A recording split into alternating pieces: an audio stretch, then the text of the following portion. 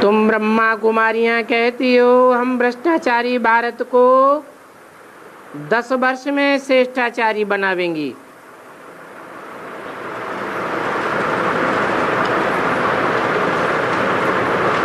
कहती तो हो, परंतु तुमको ये बात समझानी पड़ेगी कि 10 वर्ष में अर्थात सन 76 में भ्रष्टाचारी भारत कैसे श्रेष्ठाचारी बनेगा।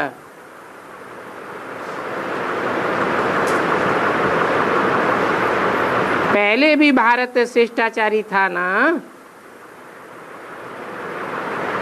अभी भ्रष्टाचारी बना है।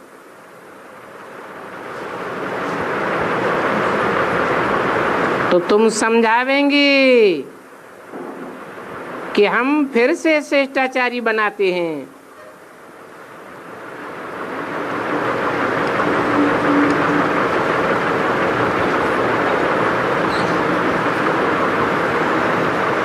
जिन ब्रह्मा कुमारियों ने ये घोषणा की थी सन 66 में, सरकार को मेमोरेंडम दिया था, ज्ञानामृत पत्रिका में भी छपाया था।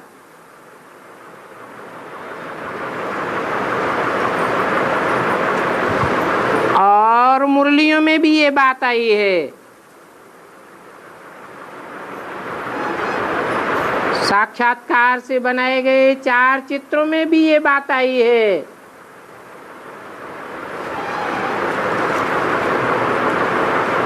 कि 10 वर्ष में अर्थात 76 में भारत श्रेष्ठाचारी बनेगा।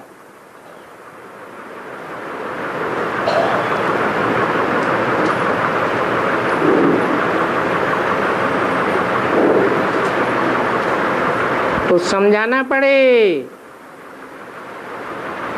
कि श्रेष्ठाचारी पहले संकल्पों में बनेगा या पहले वाचा से बनेगा या पहले कर्मेंद्रियों से बनेगा। कौन से बनेगा? संकल्प को बीज कहा जाता है।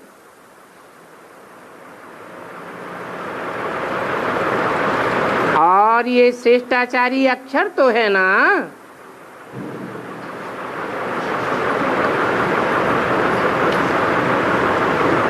तो श्रेष्ठाचारी संकल्प का बीज पड़े।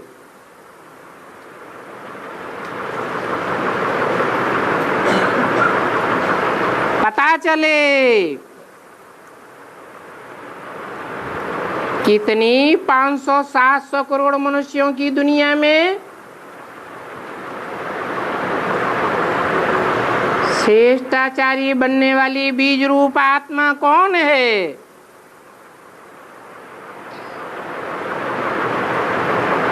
इस संकल्प का बीज पक्का पड़ जाए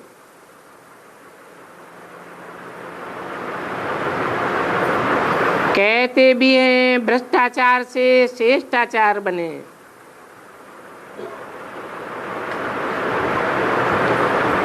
तो पहले तो संकल्पों का बीज पड़ेगा ना।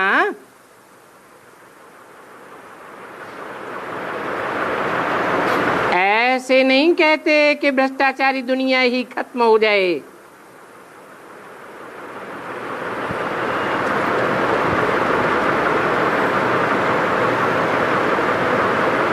पहले विनाश होगा या पहले स्थापना होगी।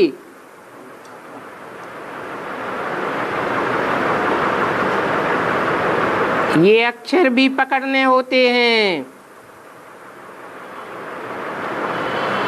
ब्रह्मा द्वारा स्थापना,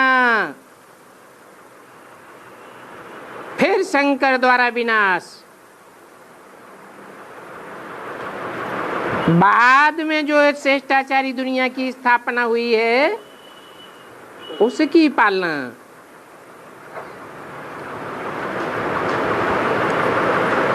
तो बाप समझाते हैं,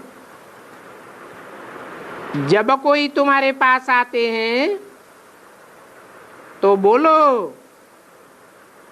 गवर्नमेंट कहती है कि भ्रष्टाचारी मनुष्य बहुत हैं, उन ढेर के ढेर भ्रष्टाचारी मनुष्यों को कोई तो श्रेष्ठाचारी बनावेगा।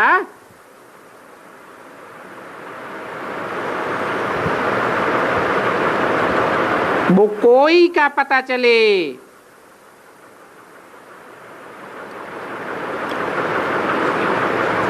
ये मनुष्य सृष्टि रूपी झाड़ है, 500-700 करोड़ पत्रों वाला।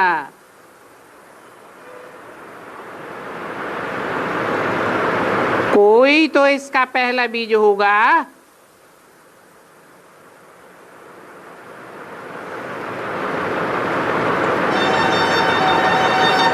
जिस बीज से ये फाउंडेशन पड़े, नई श्रेष्ठाचारी दुनिया का, जैसे समझते हैं साधु समाज श्रेष्ठाचारी हैं,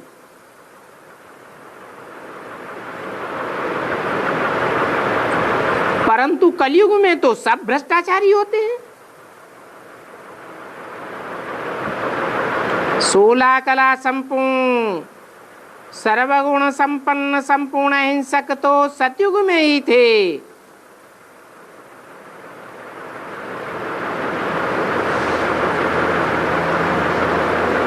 कलाहीन कलयुग में श्रेष्ठाचारी कहां से आए?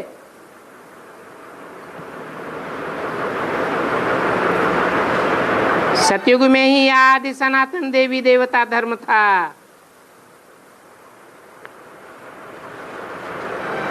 उन देवी देवताओं की महिमा भी गाते हैं। जब लक्ष्मी नारायण के मंदिर में जाते हैं तो गाते हैं ना, आप सर्वगुण संपन्न हो। इससे साबित होता है कि सतयुग में यथा राजा तथा प्रजा लक्ष्मी नारायण जरूर श्रेष्ठाचारी ही होंगे।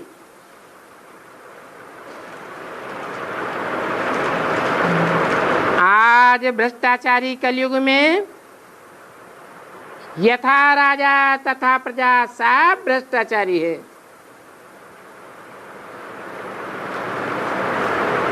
क्योंकि अभी तो कलयुग ही है ना, इसलिए भ्रष्टाचारी हैं। भारत श्रेष्ठाचारी से भ्रष्टाचारी, फिर भ्रष्टाचारी से श्रेष्ठाचारी कैसे बनता है? आओ तो हम आपको ये बात समझावें।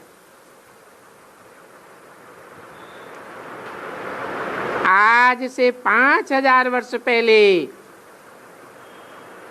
एक ही आदि सनातन देवी देवता धर्म था।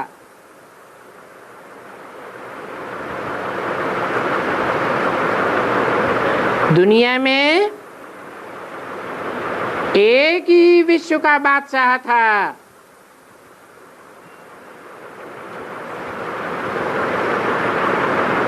एक ही भाषा थी और एक ही मत था।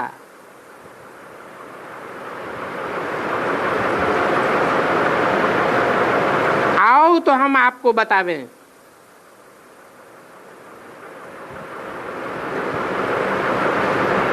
कि ऐसी दुनिया को ही स्वर्ग कहा जाता है।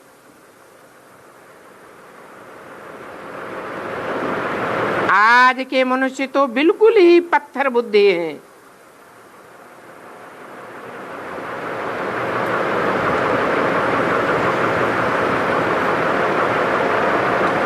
पारस बुद्धि भी थे इसी भारत में।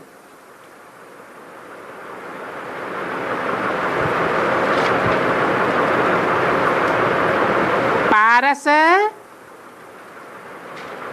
माना स्पर्श करने मात्र से ही परिवर्तन करने वाले।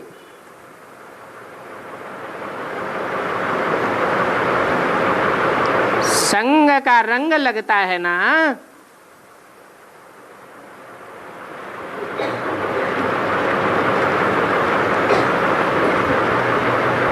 आंखों से आंखों का भी स्पर्श होता है।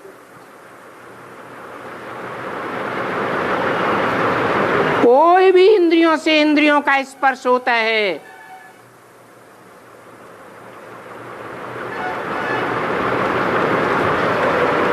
ऐसे श्रेष्ठ ते श्रेष्ठ परमपिता परमात्मा के संग के रंग से स्पर्श मात्र से कैसे श्रेष्ठाचारी बने थे, ये बात तो सहज बुद्धि में बैठने की है। परंतु पत्थर बुद्धि ये भी नहीं जानती, सुनते हुए भी जैसे कि अनसुना कर देते हैं।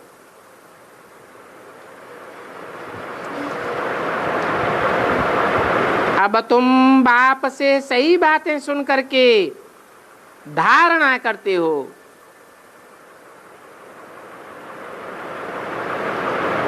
जो धारणा नहीं करते तो समझो उनकी बुद्धि को ताला लगा हुआ है।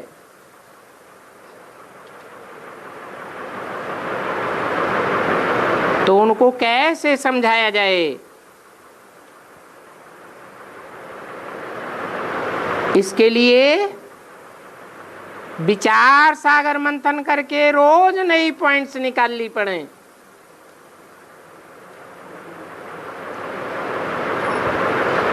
पहले तो ये बात सिद्ध करनी पड़े कि इस दुनिया में सब भ्रष्टाचारी हैं।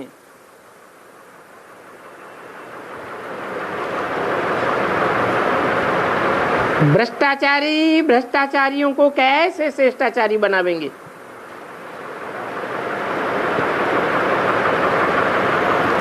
गवर्नमेंट खुद कहती है हमारी प्रजा भ्रष्टाचारी है।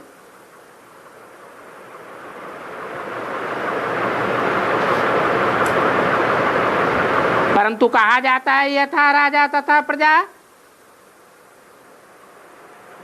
तो गवर्नमेंट तो खुद भी भ्रष्टाचारी ठहरी, क्योंकि यथा श्रेष्ठाचारी राजा रानी तथा प्रजा।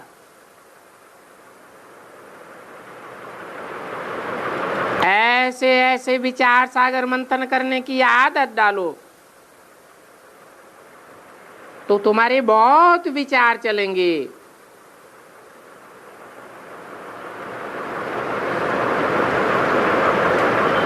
नहीं तो जो सुना, जो खाया, जो पिया, जो सोया, तो साफ खलास हो जाता है। सर्विस में जाना होता है तो ये समझाना होता है कि इस समय कलह युग है, कलह क्लेश का युग है, मारा मारी की दुनिया है, पतित दुनिया है। सतयुग पावन दुनिया थी, कलयुग पतित दुनिया है। इस बात को तो कोई भी मानेंगे।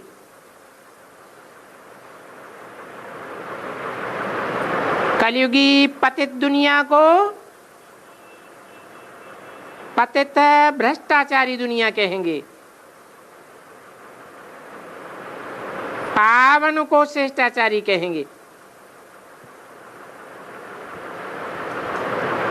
साधु समाज जिनको श्रेष्ठाचारी गवर्नमेंट समझती है, परंतु वो साधु समाज खुद ही गाते हैं, हे पतित पावनाओ। तो सिद्ध होता है कि पतित हैं। अभी तो है ही कलयुग। पतित दुनिया तमो प्रधान है। जो श्रेष्ठाचारी थे वो ही भ्रष्टाचारी बने हैं। सीढ़ी नीचे उतर गए हैं।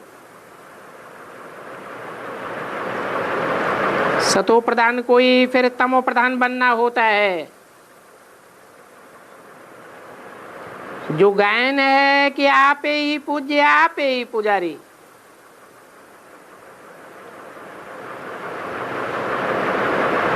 परंतु उन साधु समाज ने इसका अर्थ उल्टा लगाई दिया। वो समझाते हैं कि भगवान ही श्रेष्ठाचारी और भगवान ही भ्रष्टाचारी बनता है,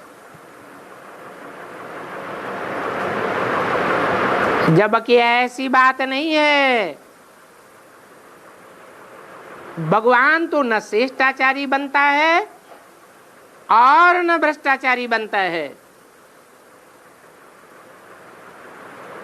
वो तो है ही सदैव अवर पूज्य, सदा शिव कहा जाता है। शिव माने कल्याणकारी, अर्थात सदैव कल्याणकारी है। कभी तमो प्रधान नहीं बनता जो कोई का अकल्याण करे।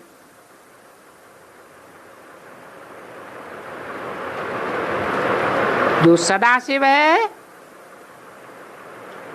वो करता है, करते हुए भी जैसे कुछ नहीं करता। कानों से सुनते हुए भी नहीं सुनता, आंखों से देखते हुए भी नहीं देखता। उसके ऊपर कर्म इंद्रियों से कर्म करते हुए भी कोई लेप छेप नहीं लगता।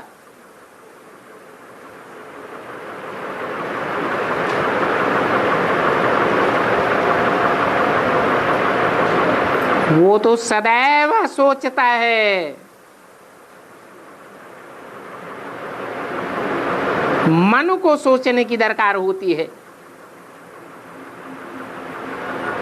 मनुष्यों का मन चंचल होता है,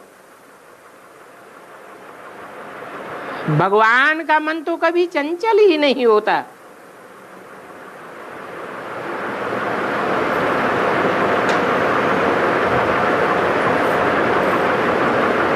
तो भगवान बाप कहते हैं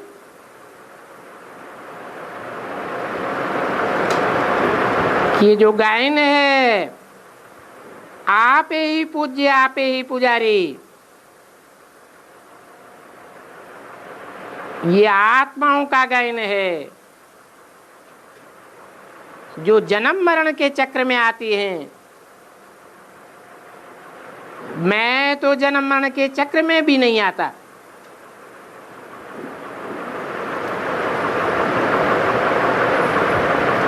चौरासी का चक्र खाते खाते इस समय सारी सृष्टि भ्रष्टाचारी है।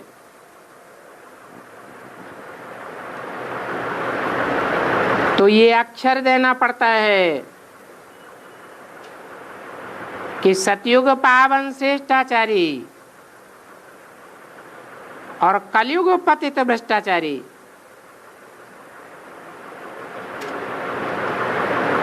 और ये बात कोई 5 जड़ तत्वों के लिए नहीं कहेंगे।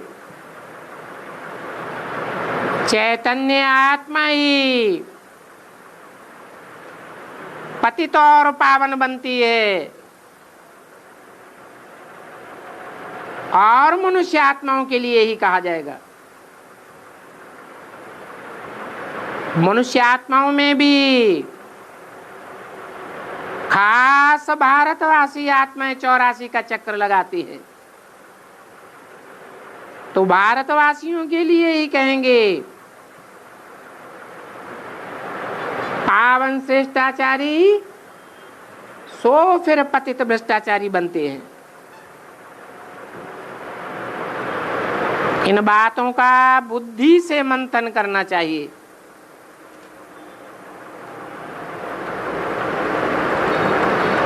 और ऐसे भी नहीं है कि हर एक मनुष्य आत्मा को मंथन करना होता है।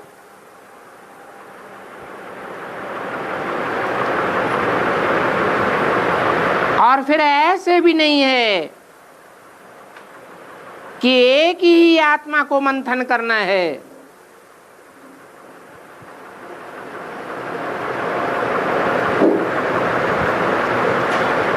नहीं, नंबरवार हैं तो अक्षर पक्के कर देने चाहिए। गवर्नमेंट खुद कहती है भारत भ्रष्टाचारी है। पहले भारत श्रेष्ठाचारी था। इन बातों को समझाने के लिए तुम्हारे पास चित्र भी हैं और सीढ़ी का चित्र बहुत अच्छा है।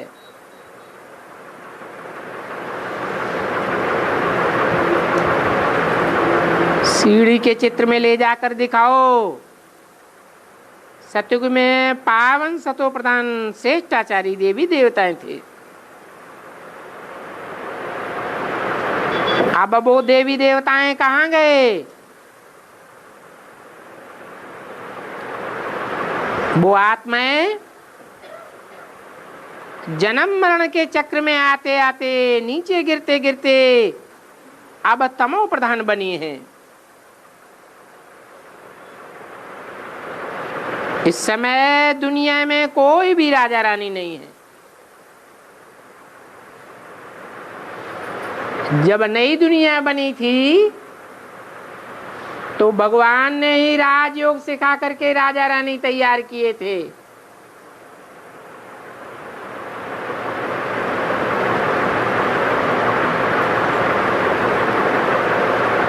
ऐसे तो कहीं न कहीं राजा रानी अभी भी हैं।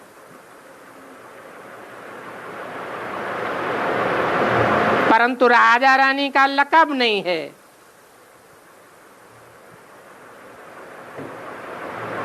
तो कहेंगे यथा प्रेसिडेंट तथा प्रजा।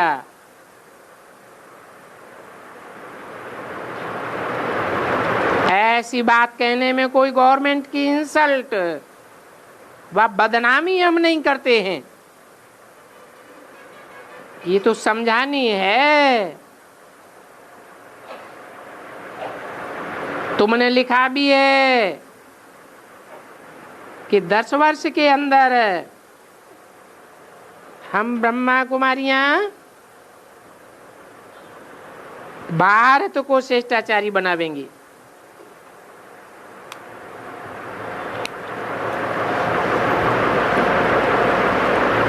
आज से 5000 वर्ष पहले पावन श्रेष्ठाचारी सतयुग भारत था और उस समय आदि सनातन देवी देवता धर्म था। दुनिया में दुख का नाम निशान नहीं था।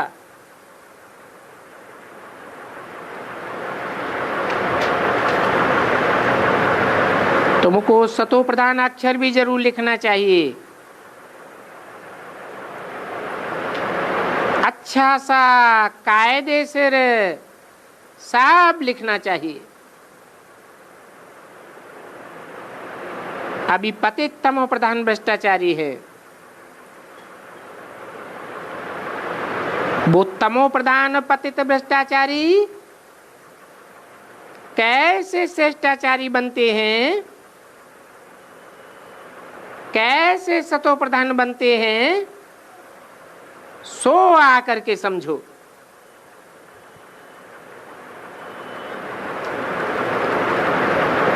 बनाने वाला तो जरूर चाहिए। पहले दुनिया में सतो प्रधान श्रेष्ठाचारी देवी देवताएं थे। सतयुग में 16 कला संपूर्ण, त्रेता में 14 कला संपूर्ण।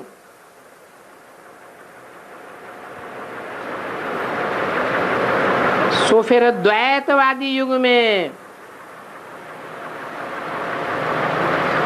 दैत्य कैसे बन गए?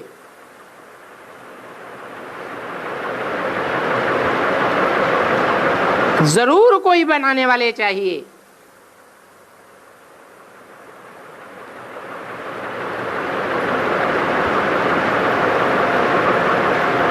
जो बनाने वाले हैं जरूर भ्रष्ट होंगे, भ्रष्टाचारी होंगे, भ्रष्ट इंद्रियों से ही आचरण करने वाले होंगे।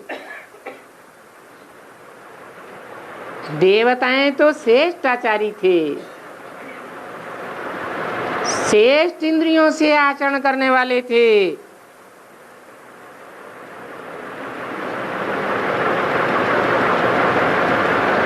तो ऐसे भ्रष्ट नर को श्रेष्ठ नारायण किसने बनाया? वो बात बतानी चाहिए। समझाने के लिए तुम्हारे पास चित्र तो क्लियर है, लिखा हुआ भी है भगवान वाच।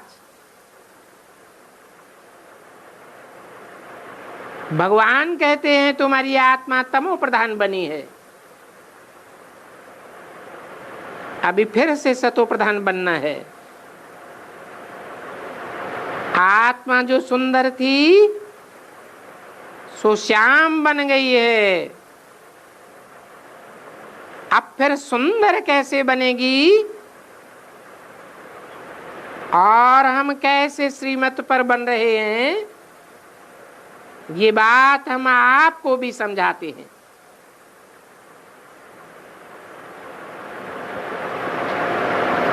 इसके लिए भगवान वाचे है, अपन को देवता बनाना है तो आत्माभिमानी बनना पड़े, देह अभिमान छोड़ना पड़े। देह अभिमान छोड़ने के लिए सदैव प्रैक्टिस करनी है, मैं आत्मा हूं। आत्मा ज्योति बिंदु है, स्टार मुआफिक है, देह तो बड़ी होती है। देह का विनाश हो जाता है, आत्मा का कभी विनाश नहीं होता। हाँ, आत्मा सतो प्रधान बनती है, फिर तमो प्रधान भी बनती है। सतो प्रधान तब बनती है जब सत्य बताने वाला बाप इस सृष्टि पर आता है।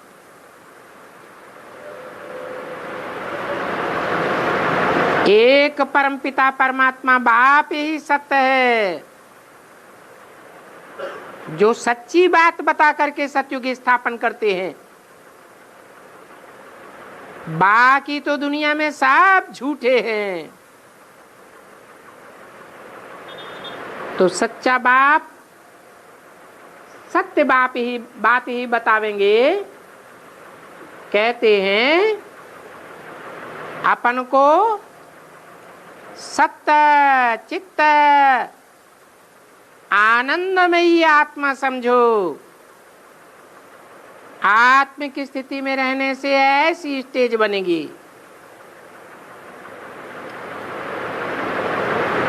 आत्मा समझेंगे तो आत्माओं का बाप परमपिता परमात्मा भी याद आवेगा।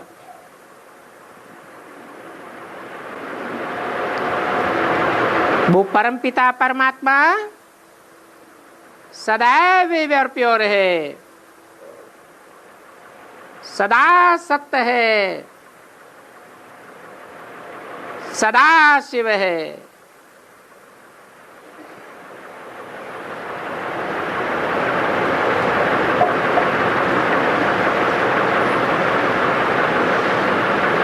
वो बाप हमको जो प्रैक्टिस कराते हैं उसका नाम ही है सहज राजयोग। और ये प्राचीन ते प्राचीन है।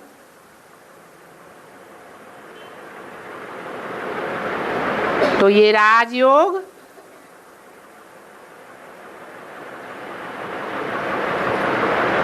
एक बाप के सिवाय कोई सिखा ही नहीं सकता।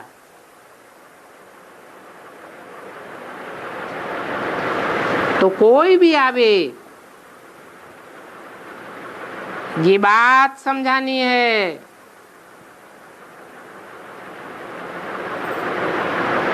कि 10 वर्ष के अंदर बाप कैसे आकर के सतो प्रधान संकल्पों की सृष्टि रचते हैं, जो शास्त्रों में भी कहा गया है कि ब्रह्मा के संकल्पों से सृष्टि रची गई।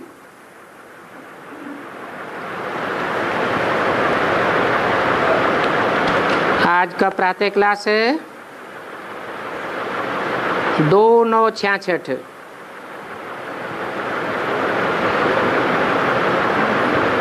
ये कॉलेज है, जैसे स्कूल में जब स्टूडेंट बैठे रहते हैं तो समझते हैं हम टीचर के आगे बैठे हैं, जानते हैं कौन सा इम्तिहान पास करने बैठे हैं। वो एम ऑब्जेक्ट भी बुद्धि में रहती है। सत्संग आदि में जहां भी वेद शास्त्र आदि सुनाते हैं वहां ऐसी कोई एम ऑब्जेक्ट नहीं रहती। अभी तो तुम्हारी बुद्धि में से वो शास्त्रों की बातें निकल गई है। जानते हो ये सब भक्ति मार्ग के अनेक शास्त्र हैं। उन शास्त्रों में कुछ भी नहीं रखा है। यहाँ तो तुम जानते हो हम मनुष्य से देवता बन रहे हैं, और 21 जन्मों के लिए देवता बन रहे हैं। तो स्टूडेंट घर में बैठे होंगे अथवा कहाँ भी जावेंगे, बुद्धि में ये रहता है हम फलाना इम्तिहान पढ़ रहे हैं। तुम बच्चे भी क्लास में बैठे हो, जानते हो हम भगवान से नर से नारायण जैसे बन रहे हैं, देवता बन रहे हैं। तुम स्टूडेंट हो भगवान के, सारा दिन बुद्धि में ये ख्याल आ रहता है कि हम भविष्य में देवता बनने के लिए पढ़ रहे हैं।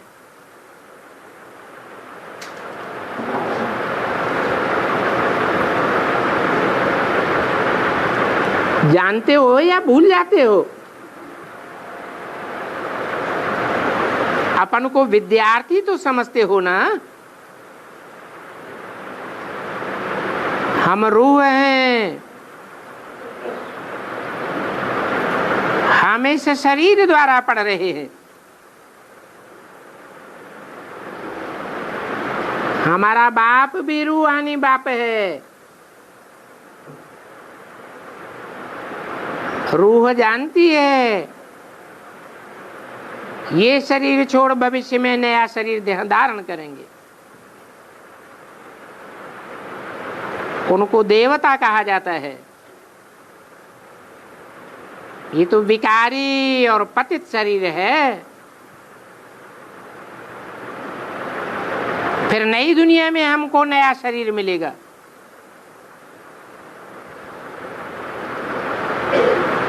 ये समझ तुमको अब मिली है।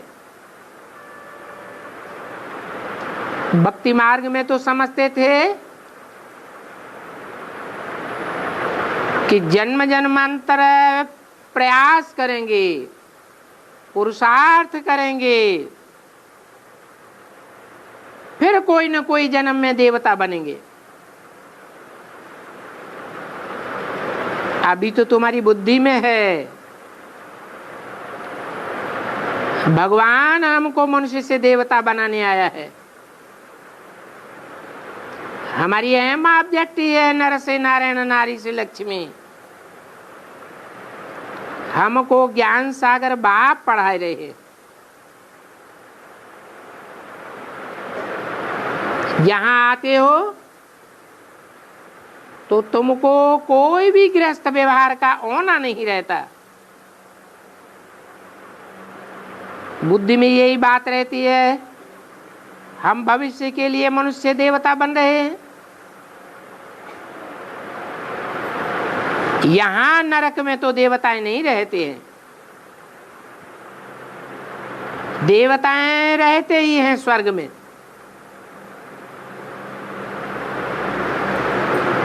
नाम ही है स्वर्ग। स्व माने आत्मा, गा माने गया, अर्थात आत्मा स्व स्थिति में चली जाती है, देवान से परे चली जाती है।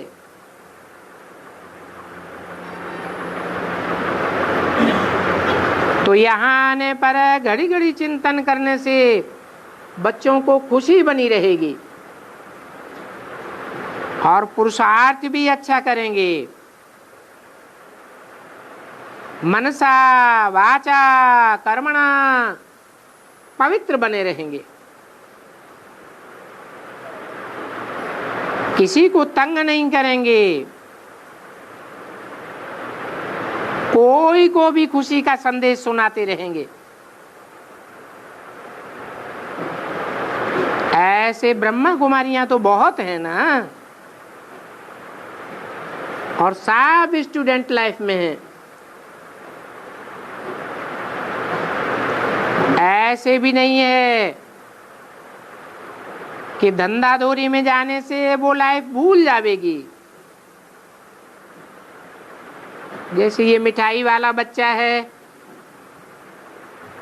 वो भी समझेगा ना हम स्टूडेंट हैं, परंतु स्टूडेंट को कब मिठाई बनानी होती है क्या? यहाँ तो तुम्हारी बातें ही न्यारी है। शरीर निर्वाह के लिए व्यवहार भी करना है, साथ साथ बुद्धि में ये बात याद रहे कि इस पुरुषार्थ में थोड़ी मेहनत है, क्योंकि हम परम पिता परमात्मा द्वारा पढ़ रहे हैं। और ये बात तुम्हारी ही बुद्धि में रहती है। इस समय सारी दुनिया नरकवासी है, परंतु ये भी कोई समझते नहीं है कि हम भारतवासी ही नरकवासी बने। पहले हम भारतवासी ही स्वर्गवासी थे। भारत ही स्वर्ग था, भारत ही अब नरक है।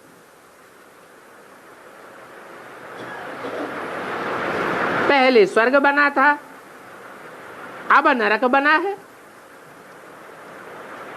कोई तो कारण होगा जो पहले स्वर्ग था अब नरक बना है। कोई तो बनाने वाला होगा।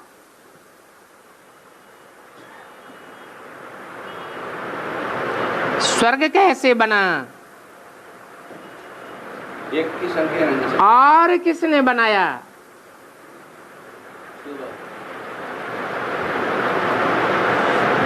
बनाने वाले में क्या सिफ्त थी जो उसने स्वर्ग बनाया?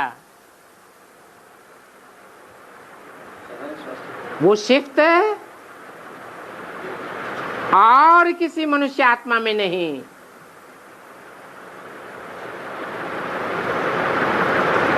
सब मनुष्य आत्माओं ने नरक बनाया। नरक आ ही जाता है मनुष्य को। तो स्वर्ग किसने बनाया? जरूर कोई है जो सदैव स्वस्थिति में रहने वाला है, उसी ने स्वर्ग बनाया।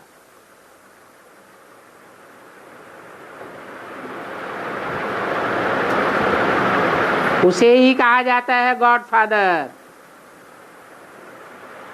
भगवान, अल्लाह भी कहते हैं। अल्लाह माने सबसे ऊंच।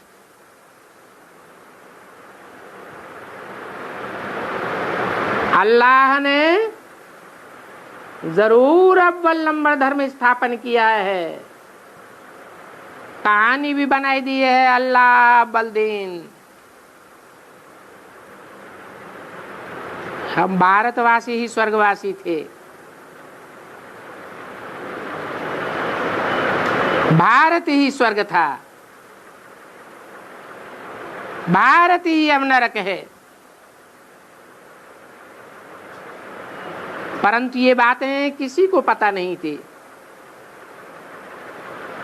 पहले तो तुम भी नहीं जानते थे।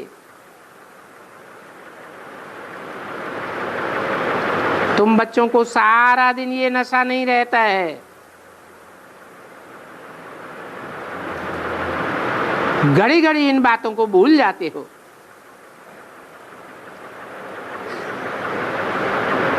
भला कोई ब्रह्मा कुमारियां हो या टीचर्स हो, शिक्षा तो देती हैं हम कैसे मनुष्य को देवता स्वर्गवासी बनाए रहे हैं। परंतु ये बातें भी तो हर घड़ी बुद्धि में रहनी चाहिए। सारी दुनिया इस समय नरकवासी आसुरी संप्रदाय है। आत्मा भी पतित है और ये देह भी पतित है। अभी तुम बच्चों को इन विकारों से ग्लानि आती है। ये काम क्रोध आदि सब ग्लानि की बातें हैं। सबसे जास्ती ग्लानि की चीज है काम विकार।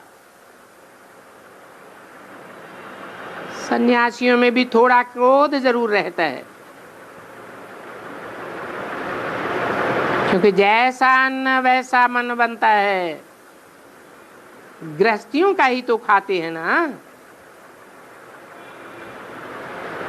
बल कोई अनाज नहीं लेते हैं, पैसे तो लेते हैं ना। तो पतितों के पैसे का भी असर पड़ता है। पतित का अन्न पतित ही खावेंगे।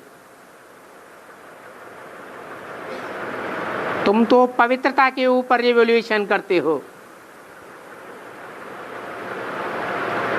अभी तो दुनिया में अपवित्रता बढ़ती ही जाती है।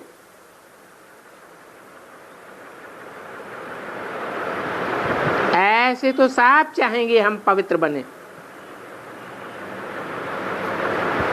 तुम्हारे अंदर पवित्र बनने की तांत लग जावे, क्योंकि पवित्र बनने बगैर स्वर्ग के मालिक नहीं बन सकेंगे। आगे चल के सबकी बुद्धि में ये बात आती रहेगी।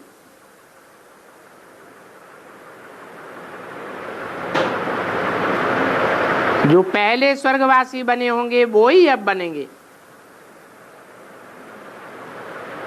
कहेंगे कि हम तो पवित्र बनकर पवित्र दुनिया का मालिक जरूर बनेंगे।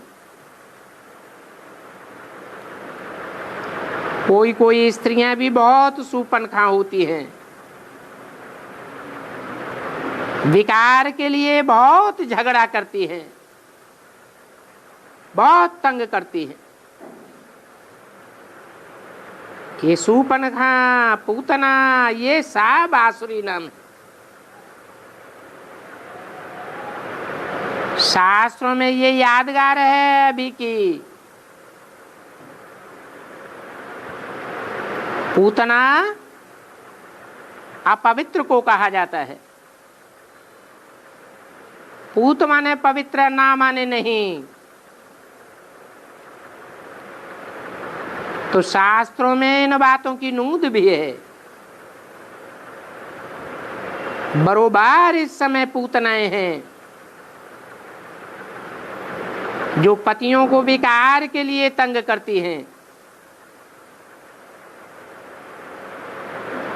और जरासिंधी उनको कहते हैं जो स्त्री को तंग करते हैं।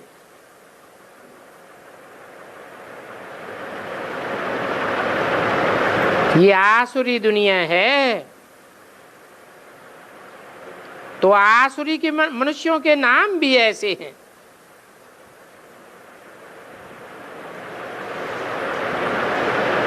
नाम ही रख देते हैं बसरमल, परंतु कोई कोई तो अच्छे भी होते हैं। दुनिया में इन बातों को नहीं जानते हैं कि हम आसुरी संप्रदाय हैं। तुम बच्चे तो समझते हो।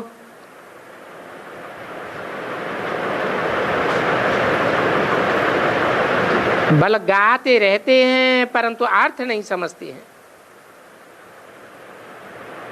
तुम बच्चे जब यहाँ बैठते हो तो बुद्धि में रहता है हम स्वर्गवासी थे, अभी फिर से बन रहे हैं, मनुष्य से देवता बन रहे हैं। ये आसुरी दुनिया विनाश होकर के दैवी दुनिया स्थापन होगी। इस युग को कहा जाता है संगम युग। ये कोई सतयुग त्रेता का संगम नहीं कहा जाता है। यही कल्याणकारी संगम युग है, जबकि पतित दुनिया से पावन दुनिया बनती है।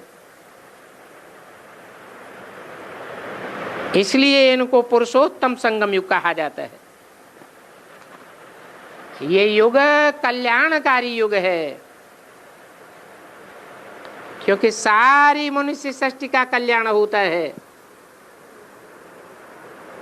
2:966 की वाणी का दूसरा पेज। बाप है ही कल्याणकारी।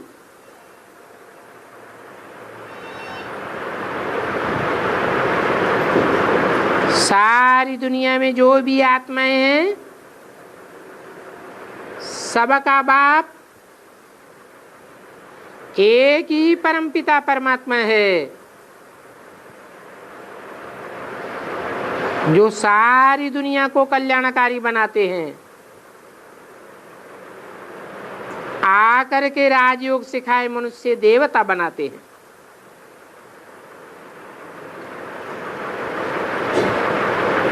ऐसे भी नहीं है कि वो आते हैं ज्ञान सुना करके चले जाते हैं।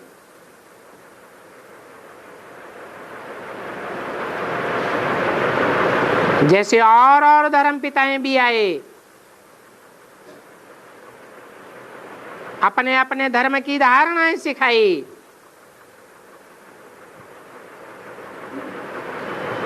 और फिर शरीर छोड़कर चले गए। वैसे जाते तो कोई भी नहीं है।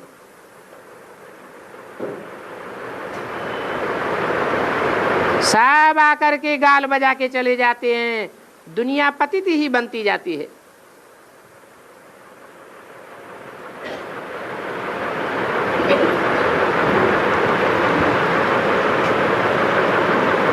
वो तथाकथित ब्रह्मा कुमारी भी ऐसे समझते हैं, जैसे दुनियावी ब्राह्मण समझते हैं कि ब्रह्मा में भगवान आता है ज्ञान सुनाने के लिए और ज्ञान सुना करके चला जाता है, फिर हम पतित से पावन बनते रहते हैं। हम पतित दुनिया को पावन बनावेंगे, परंतु नहीं, पतितों को पावन नहीं बना सकते। एक सुप्रीम बाप ही है जो आकर राजयोग सिखाए, मनुष्य से देवता बनाते हैं। तुम जानते हो ये हमारा हेड स्कूल है, हेड ऑफिस है, और यहाँ कोई को भी किसी प्रकार का गोरख धंधा नहीं है। बाहर जाने से तो तुम धंधे धोरी में फंस जाते हो, तो वहां ये भी याद नहीं रहता कि हम स्टूडेंट हैं, हम नरकवासी से स्वर्गवासी बन रहे हैं। ये ख्यालात भी बुद्धि में तब चले जब फुर्सत हो, तो कोशिश करके टाइम निकालना चाहिए। बुद्धि में याद रहना चाहिए हम तमो प्रधान से सतो प्रधान बन रहे। इसके लिए एक बाप को ही याद करना है जो सदैव सत्य है। सिख लोग भी कहते हैं है सी भी सत्य, हो सी भी सत्य, भूत भविष्य वर्तमान कहीं भी वो सत्य है, असत्य का नाम निशान नहीं। ऐसे तो तुमको धंधे में भी फ्री टाइम मिलता है, तो बुद्धि में ये बातें कोशिश करके लानी चाहिए कि हम गॉड फादरली स्टूडेंट हैं। अपनी आजीविका के लिए ये हम धंधा करते हैं, परंतु ये धंधा मायावी धंधा है। बाप तो कहते हैं ये ज्ञान भी तुम्हारी आजीविका है,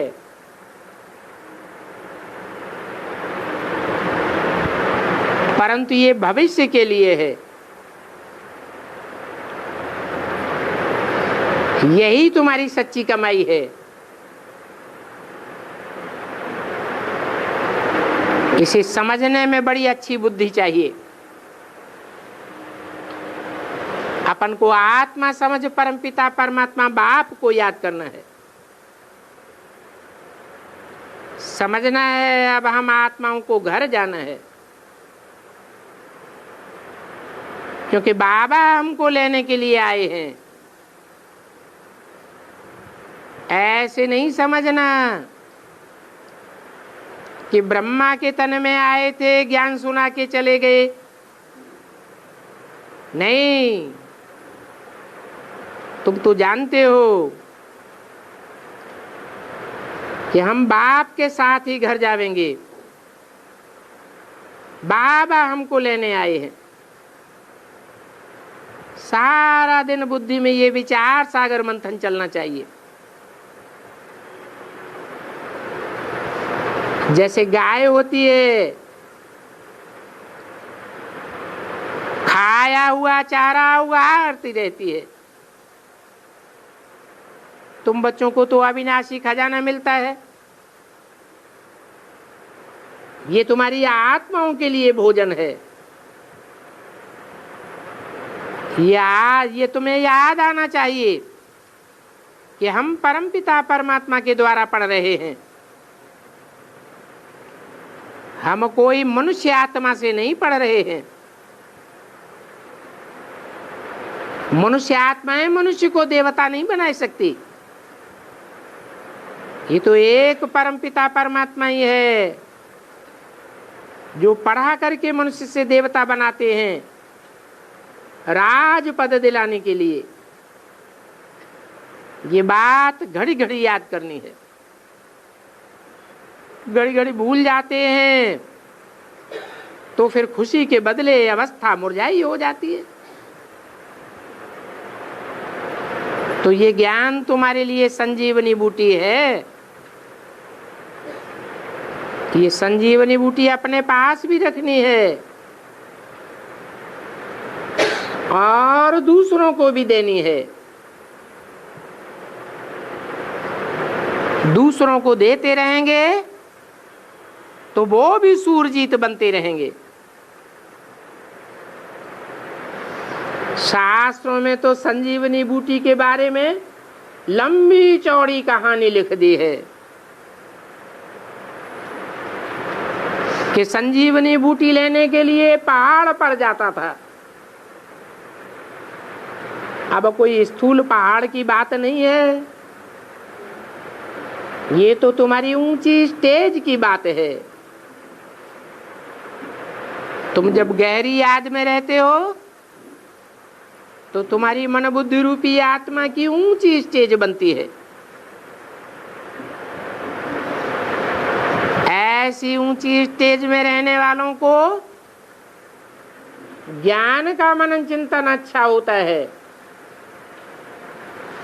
उस मनन चिंतन मंथन से ही तुम नई नई बातें निकालते हो, जिसे संजीवनी बूटी कहा जाता है।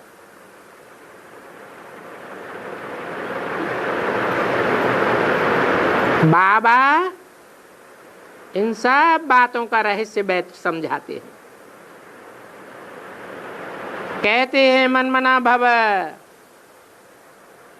अर्थात तुम बाप को याद करेंगे तो स्वर्ग के मालिक बन जाएंगे। सदैव अपने दिल से पूछते रहो, जांच करते रहो और एक दूसरे को सावधान भी करते रहो। कोई खिटपिट होती है तो बुद्धि में उस खिटपिट में लग जाने के कारण किसी की कहना अच्छी नहीं लगती है। माया तरफ बुद्धि लग जाने से बहुत फिकरात हो जाता है। तुम बच्चों को तो खुशी में रहना चाहिए, बाप को याद करो, परंतु अगर अपनी ही उलझन में रहेंगे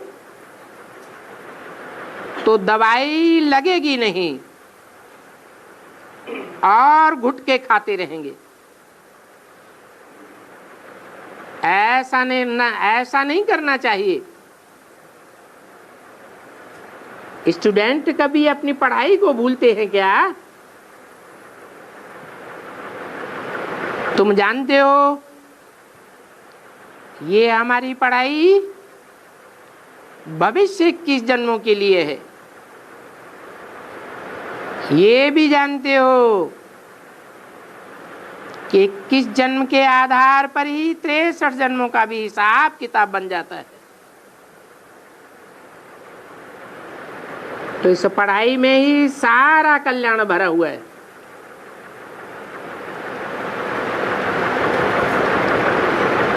धंधा नौकरी आदि करते हुए भी ये कोर्स लेना है। ये सृष्टि का चक्कर कैसे फिरता है, सदैव ये नॉलेज बुद्धि में रखनी है।